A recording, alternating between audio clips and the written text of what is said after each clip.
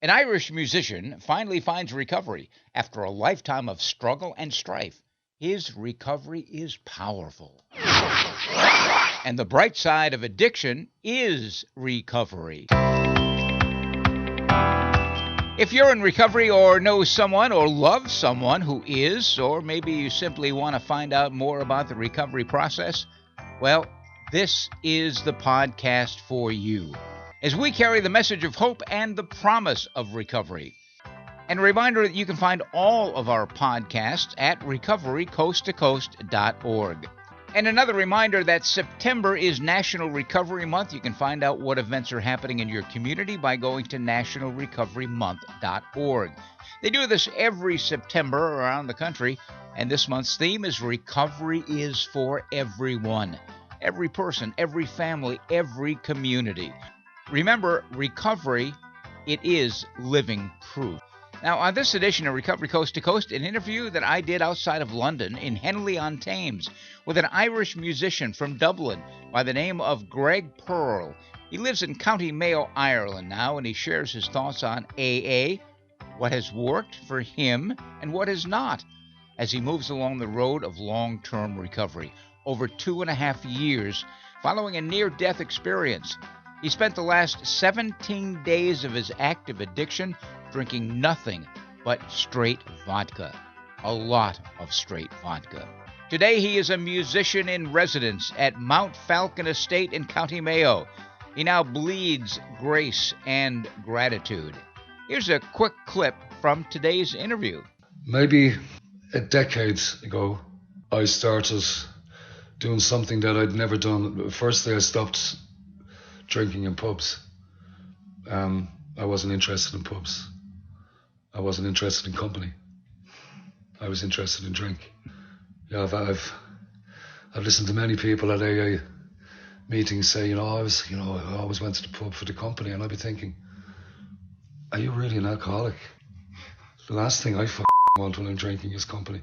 I just want to drink. Leave me alone. We spoke last night, and I was saying that, it's much more manageable to fight a war with an army than it is to fight a war on your own. AA is an army. It's an army of people. And there are strength in numbers. Simple as that. We'll have the full interview with Greg Pearle coming up.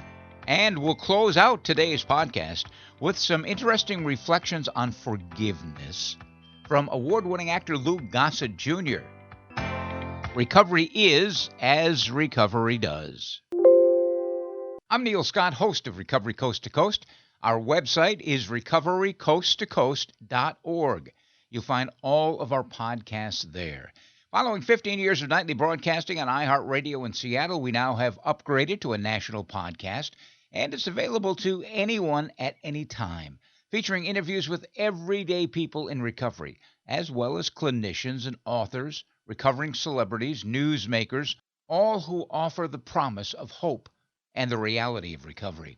Plus, well-vetted resources for individuals, families, and friends. We invite you to enjoy it and to share it with your friends as well. Recovery is an American way of life. And by the way, we've had a number of people ask how they can help support our program, Recovery Coast to Coast.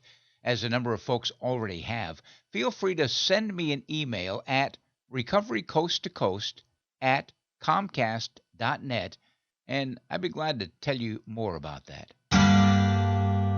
Recovery Coast to Coast, supported by Sundown and Branch, a wonderful, serenity-filled 12-step-based treatment program. They're located on 30 acres of beautiful land at the mouth of the beautiful Yakima River Canyon, just outside of Yakima, Washington, not too far from Seattle. They have a residential program for adults and a separate residential program for adolescents as well. Their innovative program uses a multidisciplinary team of professional caregivers. Sundown is nationally recognized for its highly innovative program, and as well it should be. Sundown was the very first residential program for alcoholics in the state of Washington. It started, way back in 1968, nearly 55 years ago. They own their own land, and what that means is they can keep their rates exceptionally low, among the lowest in the country. They accept most major insurance, and if finances are a problem, They work with one of America's leading lenders, Prosper Healthcare, the premier treatment financial company in behavioral health. Sundown has worked with them for a long time with very good results.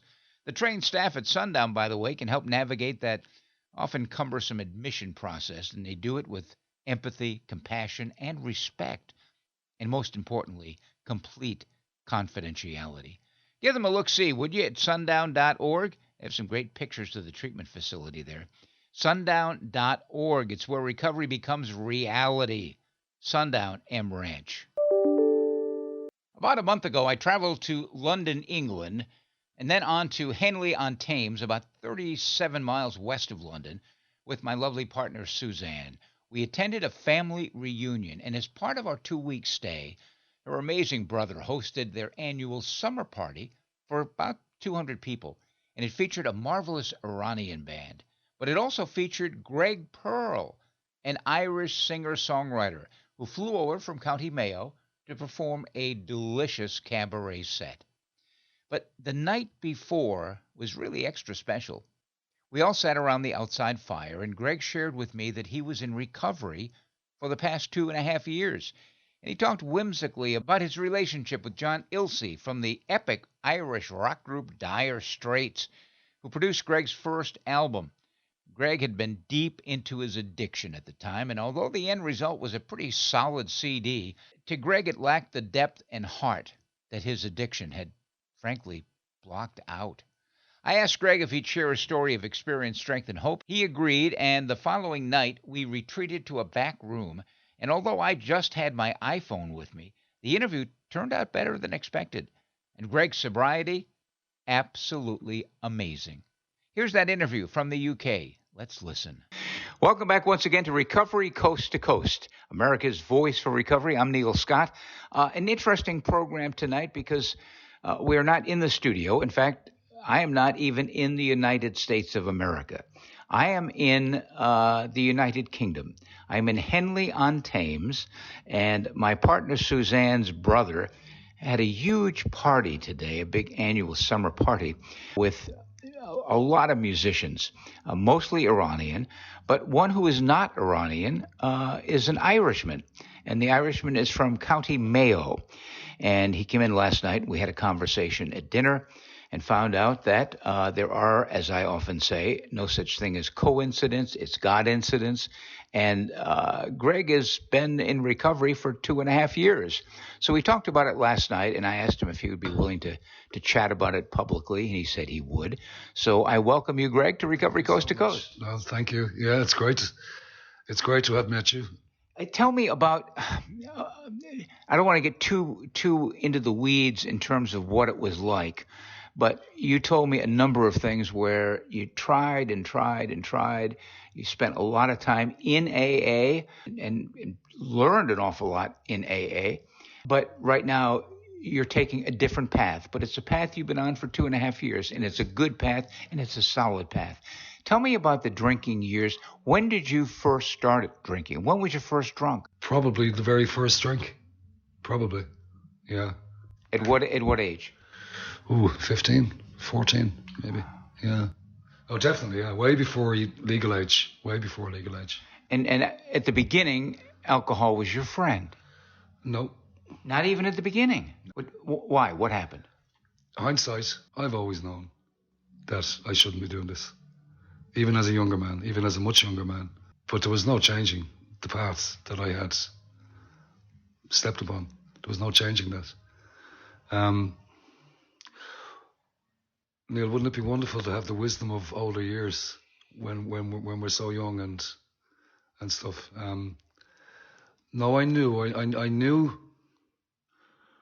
I wasn't normal. I knew I wasn't drinking normal. I knew that, I've other people could, in a group, when you would be out with your friends, and nobody was ever drinking quick enough for me.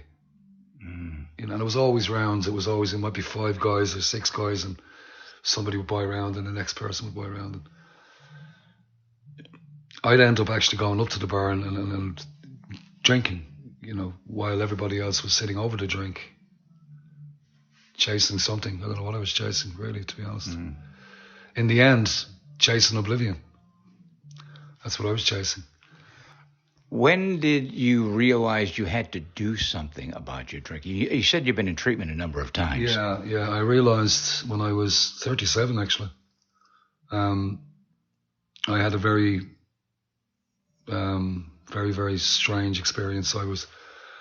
I'd been on my way home from Dublin City. Thankfully, it was the middle of summer because I didn't manage to get home. I was living with my sister at the time, and I got as far as halfway to my sister's house, and I put myself under this stairway of some buildings and behind some rubbish bags, and fell asleep. And I was woken the next morning by a street cleaner doing his job. And I've never been so terrified, embarrassed, terrified. But I have a distinct memory of walking to my sister's place that morning, because as I say, it was summer and it was a beautiful morning. The sun was baking down.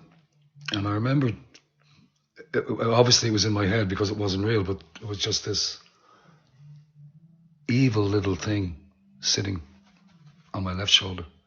Hideous being. Just laughing at me. And that was when I realized that I'd better do something. So that's at the age of 37. You were doing hard drinking from 15 to 37? Yes.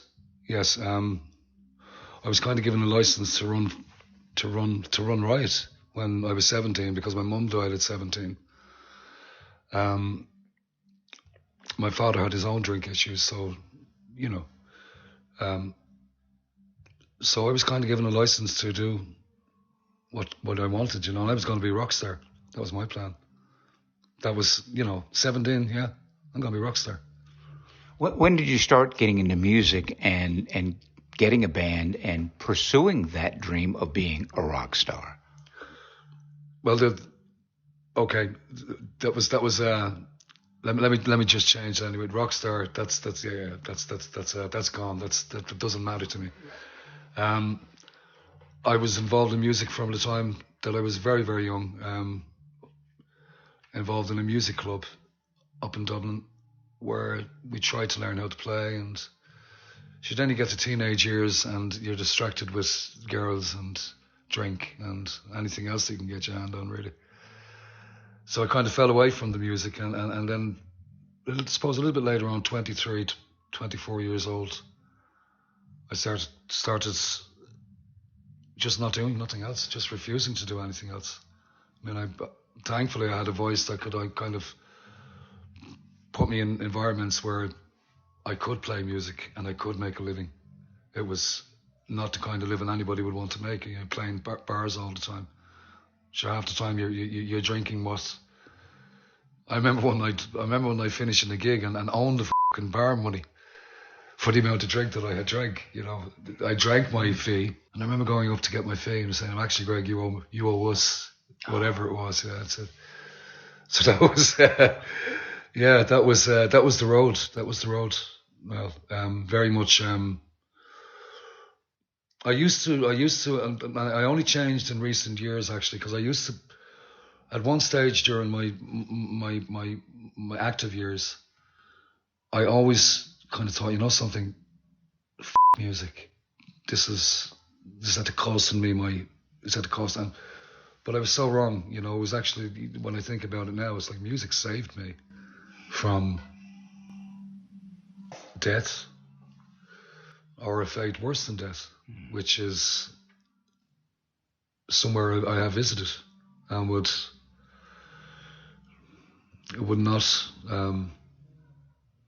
never want to revisit, but I'm glad I had the experience, if that makes any sense to you.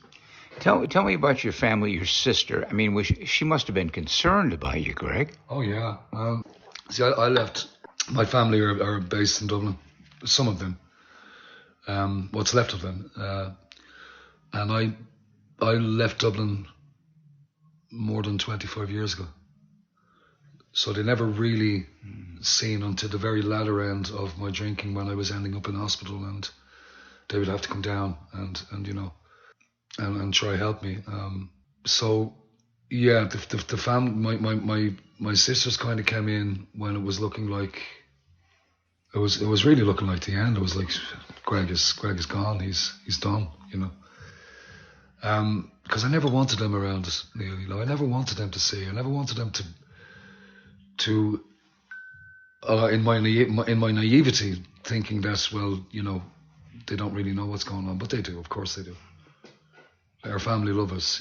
All families we love each other deeply, and of course they know. They know that you're playing with fire, you're lighting the fuse at both ends, whatever way you want to. But thankfully, some light came on. Did you go into treatment first or into the rooms first? I went into the rooms first. I was 37. Did someone take you to a meeting?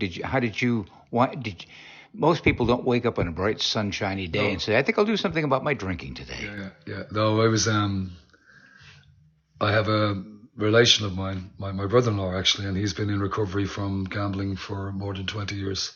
And it was, Derek is his name, and it was Derek suggested to me that he would bring me to an AA meeting in Dublin.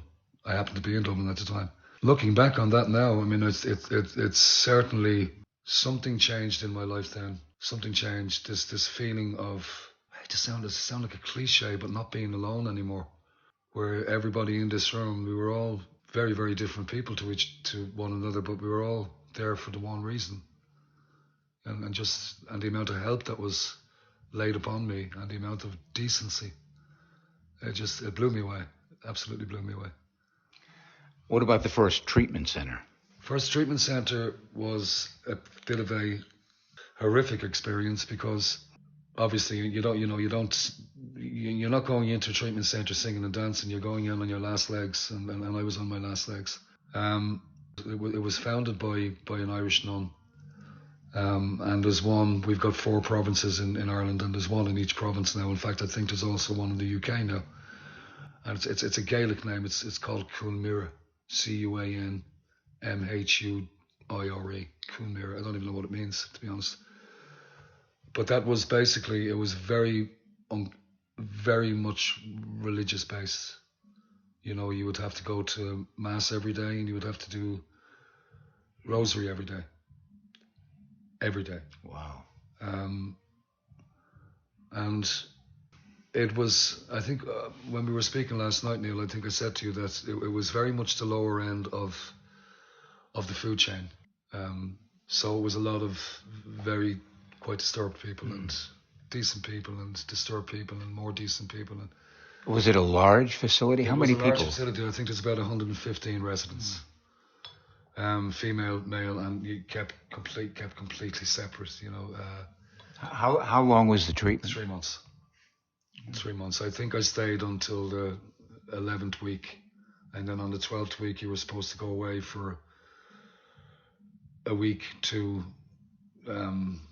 some kind of facility that they have where you kind of just relax for a week. But to be honest, Neil, I wasn't finished. Obviously, I wasn't finished my drinking at that stage, so I'm out of here. I'm gone. You had to do more research. Yeah, more research. More spirit research. Not spiritual, but spirit. Yeah. How many treatment centers did you go through? How many different times? I think I've been to Cuanmire, which is the one I've just spoke of. I think I've been there 3 times. And then I was to another private facility quite close to where I'm living, which was a much different vibration. It was, although it was founded by another set of nuns.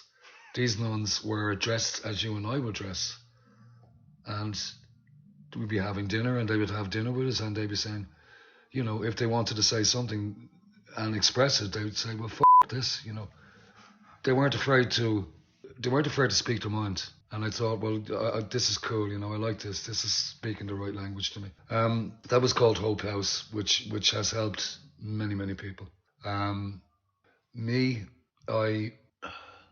we spoke last night, Neil, and I said something to you, and I know that you know that I meant it. It's not within my capacity as a human being to admit powerlessness. It's just not within my capacity. I am not powerless. No more than any other person in this world is powerless. We are powerful beings. We don't even know the half of it. So, powerlessness. So that was the part of the program that you just could not get into. I just would not accept. No. To have pronounced myself powerless would have been going against every single instinct in my being. I come from a train of thought where I believe people are incredibly powerful creatures. We're made in the image of God, if you like, whatever that is. We're powerful creatures. And that's driven me in my sobriety. It's driven me to prove to myself that I'm not wrong. And I'm not, Neil, I don't care, it's for me. That's the only person that this is for. It's just for me. Mm. If all the people who are around the fellowship every single day are sober because they hand their life over, then thank goodness that they hand their life over. Thank goodness. But not for Greg. Not for me. But yet you told me you went to something like 1,000 meetings over the course of your drinking career. What did you learn from AA during that time? Firstly, I learned humanity, I believe. I learned about the humanity of other people who have suffered in this life, and the humanity within them, and to have been part of that, to have been welcomed into that was an amazing experience. I learned how to be patient, because I wasn't. AA kind of taught me, it taught me tolerance, because we spoke last night about, you go to your regular meetings and John will walk in and John tells the same story every fucking time. Do you see that thing up there, the photograph of the family split in half? That's me. And this is it's funny in a way. It is funny. But if you're in a very dark place, it's not funny then, which I was been in so many times. I always bounced back to AA. I always went back. And you always continued to go out and drink. Yes. How much sobriety were you putting together between those episodes? I would get some months. I would get some weeks. One stage I got a couple of years, but it wasn't. I knew it wasn't finished. Hindsight now, I knew it wasn't finished because I wasn't sober for the right reason. I'm sober now because I want to be sober, and this is why I know it's unshakable, because it's what I want. It's what I want. Deep down, it's what I want. You leaned into the program. You told me a story about going to Helsinki Yes. and walking into a room where you did not understand anything in terms of the language. Not one solitary and yet you word. knew exactly what they were saying. I walked out of that particular meeting and I was electrified. Just electrified. Didn't understand the words, didn't understand nothing. And I was asked to speak, and I spoke in English. Of course I did, because that's my language. But it left a huge impression on me. And you know what it was, Neil, as well. I was only 6 months sober at that stage when I got a few years, and the opportunity came about to go touring with a band of all the Irish bars all over Scandinavia. Talk about putting your hand into the fire. But I knew I wasn't going to drink. I knew that wasn't going to happen on that tour because I was loving sobriety. I was loving for the first time having some control in your life and over yourself. I was loving not having to be apologizing. I was loving not having the embarrassment of accidents, and I was a hopeless drunk in the end. And during all this time, you were playing music. You were in bands. You told me that one of your hero bands growing up was Dire Straits, and you wind up playing with John from Dire Straits. Yeah. Tell me how that came about and how the alcohol affected what you were doing in that situation. Okay. John came about through mutual friends. whose birthday it was that John was a guest. I brought my band over from Ireland. John was blown away with us because they were fantastic, like the band called Kunla. They were electric. They just had it. They had that thing, the X Factor. They had the magic. Yeah. You forget about the X Factor. They had the magic. John and I became very good friends very quickly. He loved my voice. He loved where my voice was coming from. And then eventually he heard my songwriting. And when he heard my songwriting, he said, look, do you want to make an album, Greg? I said, do I what? Yeah, of course I do. I was drinking at the time. And it became something that should have been like a dream. It almost became a nightmare because I held these people in such high esteem. And now they were trusting me and they were investing their money in me and investing time in me and making my, turning my album, which is in my head, into a reality. That was John. John made this possible for me. But ultimately, I didn't get any meaningful time in sobriety then, And in the end, John had to really throw in the towel. It was an incident that happened. Nothing bad. It's just I went on the missing list and people were looking for me, and I was in London going crazy. And John phoned me up one day and he said, Greg, I said, I just can't do this no more. I just can't do it. And I said, John, I completely understand. Of course, I completely understood. And we've remained friends. I've met him at Willie's party some years back, and it was great. It was emotional for both of us because he's a beautiful man. John is a giant of a man, but he's a beautiful giant. So fast forward then to, I guess your bottom, the last time you went into treatment. What was the event that put you into treatment? How bad did you get? And how close to death were you? Okay, maybe a decade ago, I started doing something that I'd never done. Firstly, I stopped drinking in pubs. I wasn't interested in pubs. I wasn't interested in company. I was interested in drink.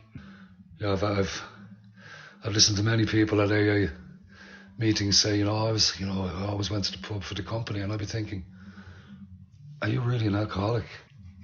The last thing I want when I'm drinking is company. I just want to drink. Leave me alone. So going into that final treatment, you were pretty seriously ill and wound up in a hospital. Mm-hmm. How did you get there? How serious was the injury? Okay, so my pub drinking stopped, and then about 10 years ago, Top Shelf started in my life, which is something I never did. Never went near spirits. Mm. I drank beer, I drank Guinness, but I was afraid of spirits. But that fear died very, very quickly when I realised how quickly you could get to oblivion by a bottle of vodka stuck to your face, as opposed to a pint of Guinness, because that's what it was in the end. That's all I drank to get was oblivion. Like I say, I wasn't interested in people.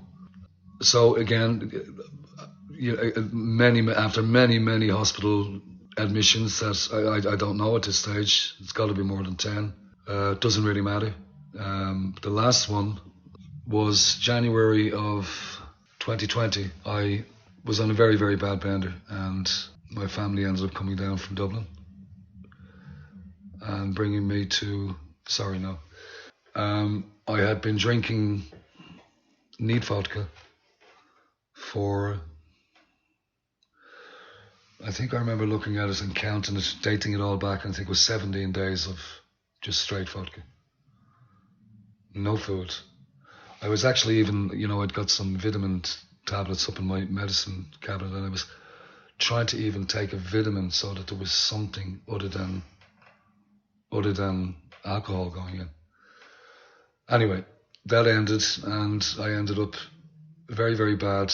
I was bedridden in hospital. The first time I ever had a bed bath because I couldn't walk. And I wasn't even sure if I was going to walk, because when I tried to get out of the bed, I had no legs.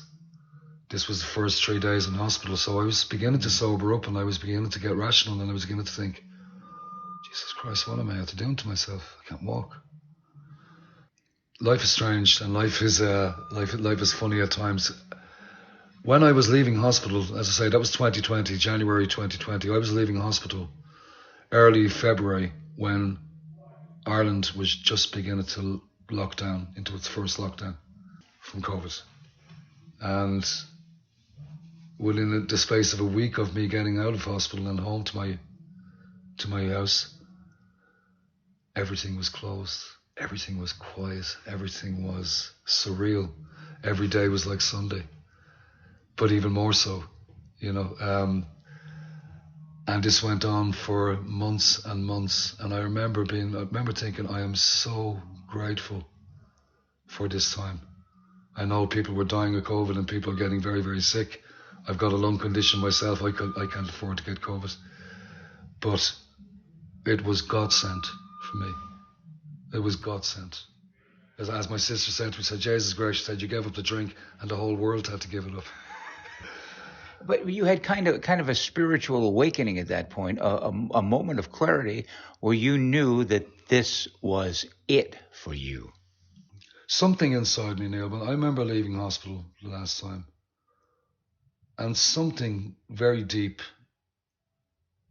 knew. I really did know, you know, and I knew.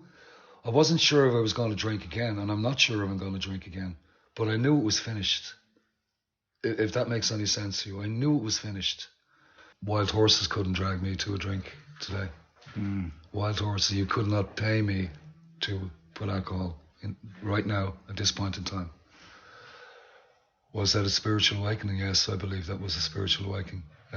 All the life that had been up until that point, from AA to the madness of addiction, the madness of active addiction, everything had brought me to that point. And thankfully, that was 2.5 years ago. I don't. No, I can safely say I don't. I've ordinary friends in the part of the country that I live in the part of the world I live in. I don't have too many. I've 2 friends, a male and a female. Both of them love to drink. Love to drink. One of them was a nurse, but she's a fantastic nurse. And drink would never interfere with her business. And the same with my friend, my English friend, who says he's more Irish than me, but that's yeah.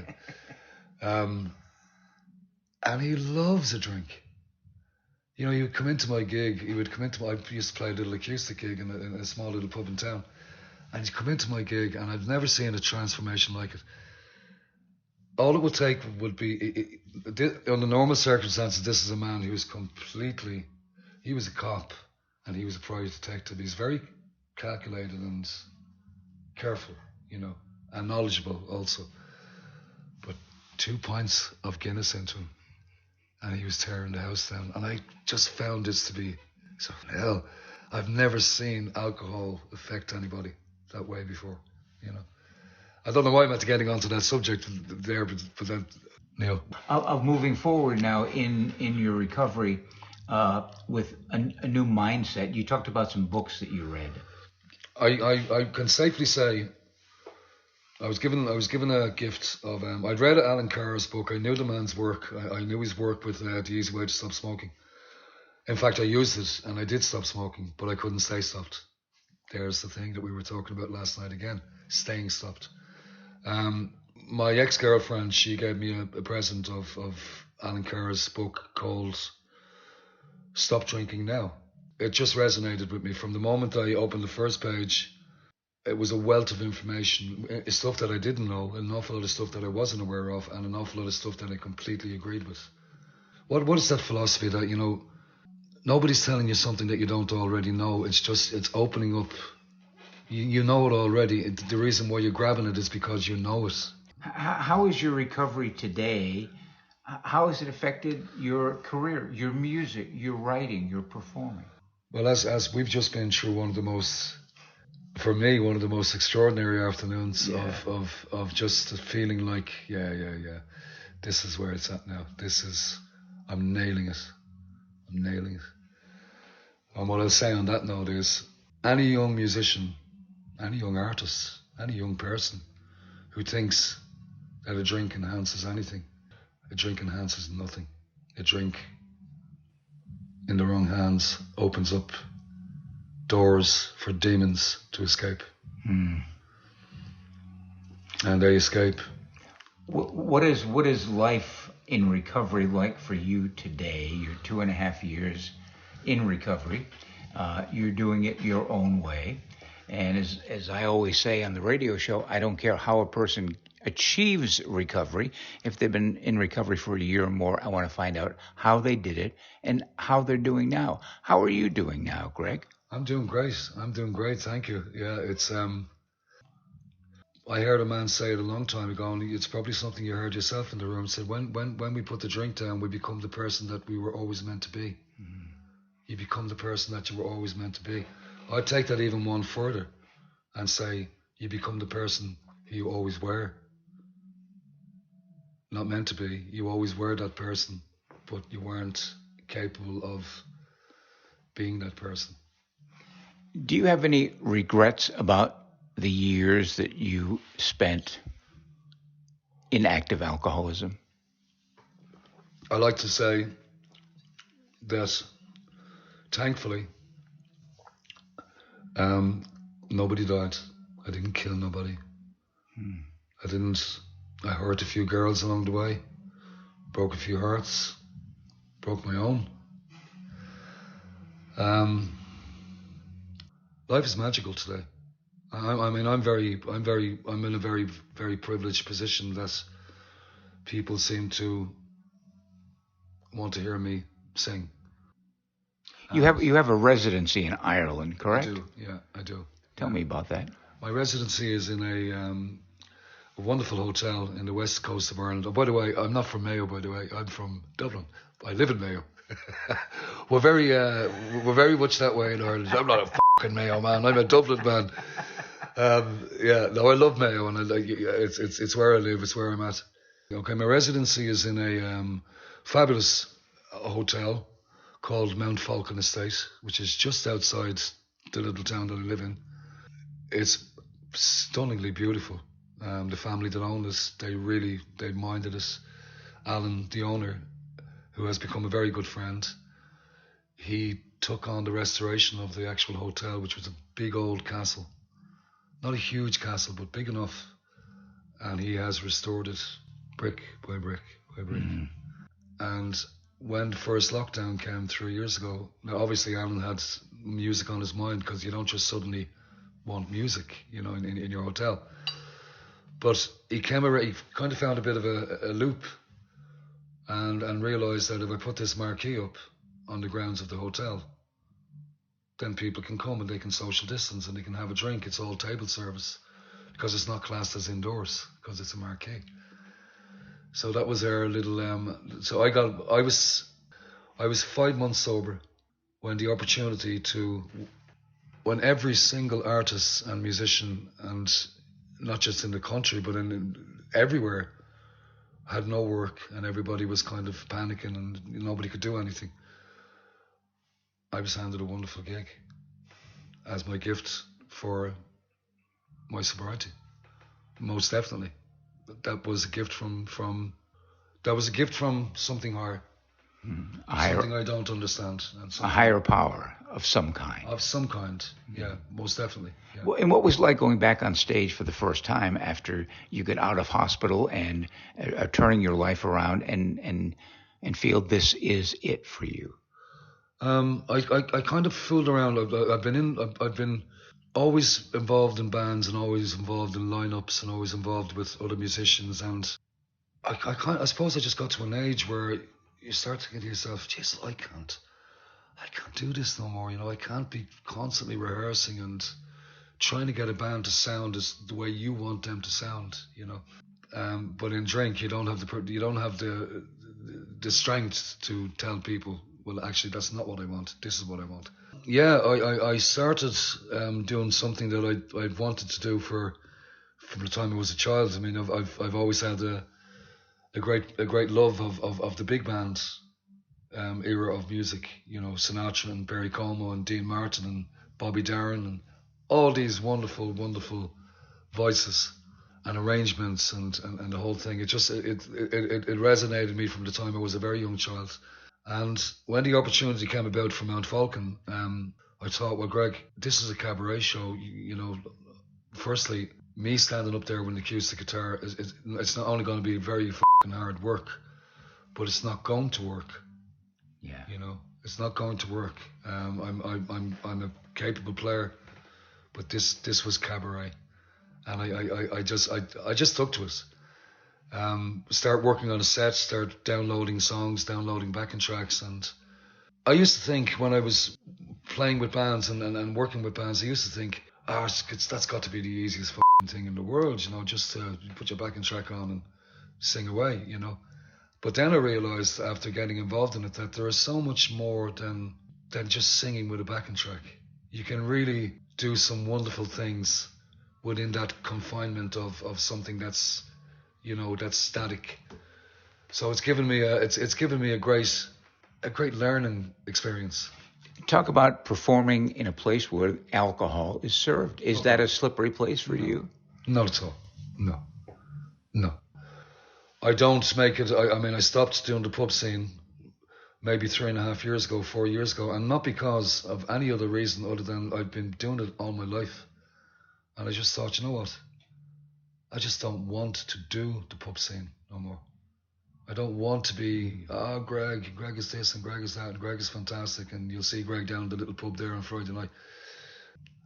And I thought, no, when the opportunity for my current gig, when that came about, that was like, yeah, I'll have that, and I'll move through the ranks very, very quickly within cabaret.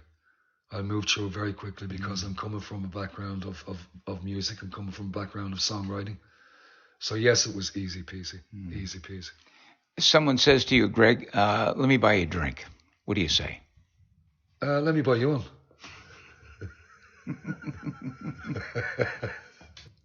You're open, however, about the fact that you don't drink, that you're in recovery. I don't drink, full stop. A very good friend of mine who's been sober actually for over 20 years. And he put it to me very simply one night. He said, Greg, you know, he said, we were speaking, we speak quite often. And he said, you know, that's a chapter. He said, close that chapter. Close it. It's done. Move on. And I thought, you know something, Justin, that's wisdom. That's wisdom. It's done. Move on. Don't dwell on it. Don't regurgitate it. But Neil, that's just me. That's just me, you know. I haven't struggled for the last 2.5 years. I've had a couple of moments when I questioned my thinking. I read once something that resonated again with me, that, you know, to become an observer of your own thinking.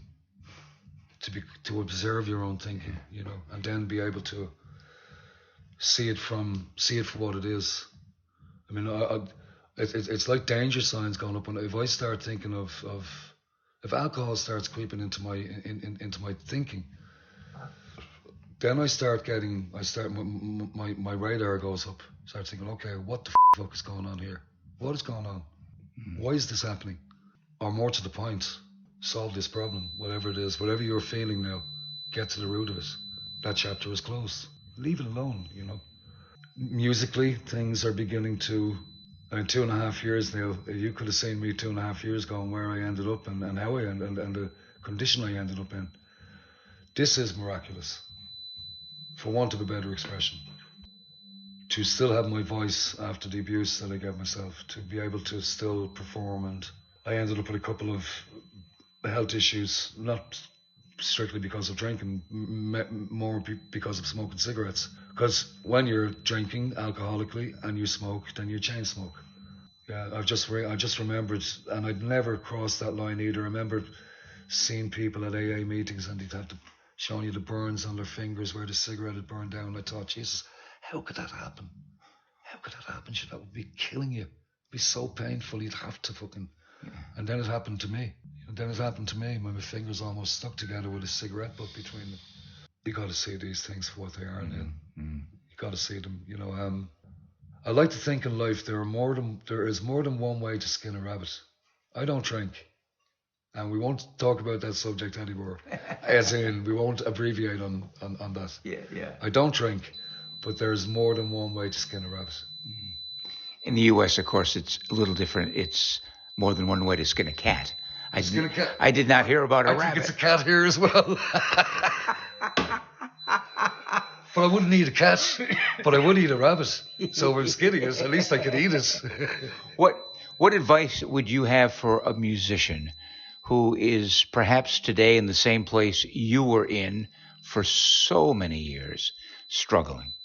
If there's somebody who you trust, then tell them exactly how you're feeling and be open, and then seek help. We spoke last night and I was saying that, it's much more manageable to fight a war with an army than it is to fight a war on your own. AA is an army. It's an army of people. And there are strength in numbers. Simple as that. There's strength in numbers, and I've never regretted a single day that I spent in AA, because I learned, like I said, I learned patience, I've learned humility. I met some of the most extraordinary people, some of the most intelligent people, some of them fucking craziest people. But that's it. That's life. No matter what we're doing. Yeah. Neil, to have experience. I've spoken to some people about this in the past, and when you see, especially when it's a woman, and you see a woman coming into the room for the first time and she's broken into pieces. I remember thinking to myself, alcohol it's an evil thing. It's an evil entity, in my opinion. People that can handle it, people that can. You're still not doing yourself any good. Drinking is not good for you. This is why it tastes the way it tastes, because it's not meant to taste good. It's meant to taste like shit. Oh, you acquire a taste. You do not acquire a taste. What Alan Carr says is you acquire a lack of taste. That's Alan Carr's one. He said you don't acquire a taste for drink. You acquire a lack of taste. What is next for you musically? I heard your several sets today, and your voice sounded great. I love the cabaret that you're doing now. But what's next? Neil, what is next is to take things as easy and as gentle as what I have done for the last couple of years. I realize now that I spent a whole lifetime chasing this dream that was always just out of reach. You can't chase something, man. It's got to come. It's got to come natural. What's now is keep enjoying meeting decent people, entertaining people, and giving back, if you like. I want to give back, Neil. That's what I want to do. I won't say I've been given an awful lot. I've worked very, very hard for many, many years, but I'm very grateful to still have what I still have. I'm extremely grateful for that. Life is good. Life is fantastic. I posted links to some of Greg Pearle's music, including songs from that summer party we talked about, another one from The Fireside, and yet another that was written and recorded by Greg, which has some insight into his recovery journey.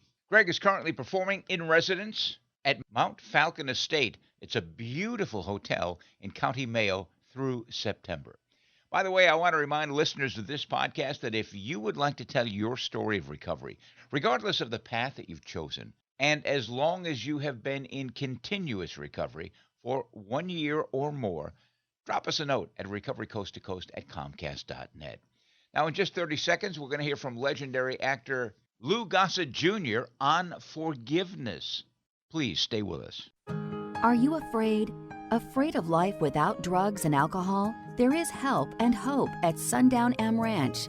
At Sundown, the focus is on you and your disease. You will learn how to live without depending on drugs and alcohol. Sundown M Ranch is nationally recognized for effective and affordable alcohol and drug treatment programs. Reclaim your life. Replace your fears with hope. Go to www.sundown.org right now to learn more. And now a thought for the day, a reflection on recovery from an iconic actor who is also a guy in long-term recovery, Lou Gossett Jr. And he's talking about forgiveness. I used to think that forgiveness was an abstract concept that could be practiced only by saints, religious leaders, and the like. When I was hurt or wronged, my natural inclination was always to strike back, to get even, to nurse a grudge.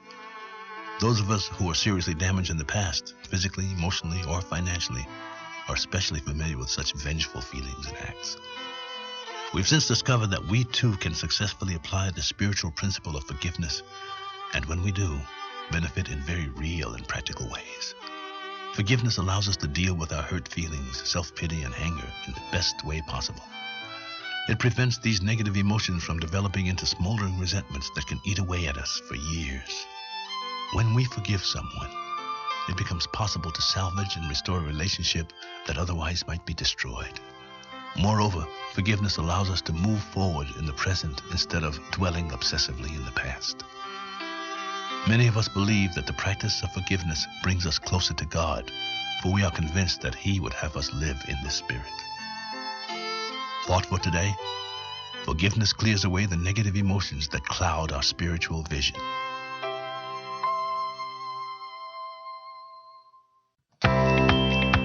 Well, that wraps up this edition of the National Podcast Recovery Coast to Coast. If you've enjoyed the podcast, we would love to hear from you, and we'd love to have you share it with your friends as well. Our email, by the way, recoverycoasttocoast@comcast.net. Let us know where you listen from. That would be helpful as well. And please hit the subscribe or follow button. It's free, and you'll be notified the next time we publish a podcast. Let us know what you like and what you don't like, as we try to improve and make each podcast a little bit better than the last one. And of course, if you tell your friends and put something on social media, that helps us to carry the message. And another reminder, September is National Recovery Month. You can find out what events are happening in your community by going to nationalrecoverymonth.org. They do this every September around the country. And this year's theme is great. It's called Recovery is for Everyone. Every person, every family, every community. And remember, if you know someone who's experiencing problems with alcohol or any other drug, here's a 24-hour national helpline that offers free information and confidential treatment referrals. Spanish-speaking individuals are available as well. 1-800-622-HELP. And join us next time for America's Voice for Recovery, Recovery Coast to Coast, the National Podcast. And another quick shout out to our sponsoring organization, Sundown M Ranch, successfully treating individuals, including adolescents and their families, for well over 50 years. Sundown.org. I'm Neil Scott, reminding you to stay healthy, live in gratitude, and be kind to others. Remember, the bright side of addiction is recovery. Pass it on.